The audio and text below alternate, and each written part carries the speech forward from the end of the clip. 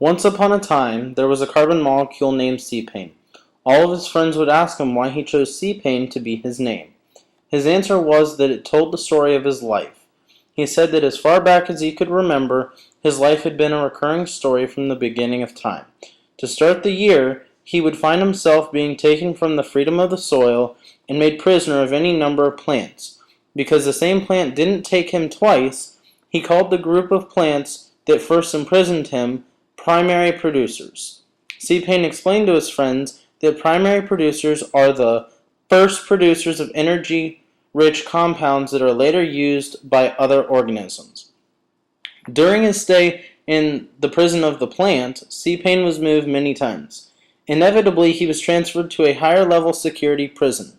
This prison transfer occurred when a herbivore came along and ate the plant that he was imprisoned in.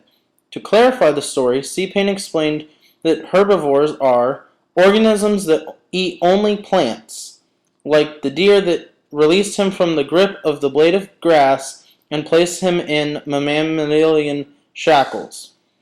After appropriate processing, C-Pain was torn from the bonds in the herbivore and placed in the bondage under the rule of a carnivore, like the lion that took him from the deer. The lion is a good example of a carnivore, an organism that obtains energy by eating other animals.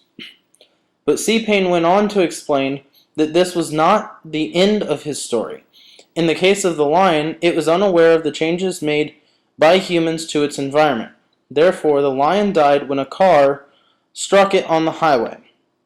Following the death of the lion, C-Pain was not released from his bonds. He was merely acquired by a small group of organisms called scavengers.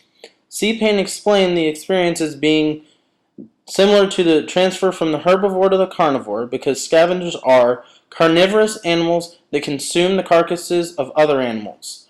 In continuing his story, C-Pain said that it was a vulture that scavenged him from the lion. C-Pain served the rest of his sentence in the scavenger until it died. Upon the death of the scavenger, C-Pain was expecting his release from prison. Before he could be released, he had to go through processing in a decomposer, an organism that breaks down and obtains energy from dead organic matter. Thereby, C-Pain was taken in by a mushroom from the dead body of the vulture and released back into the soil as a byproduct of the mushroom.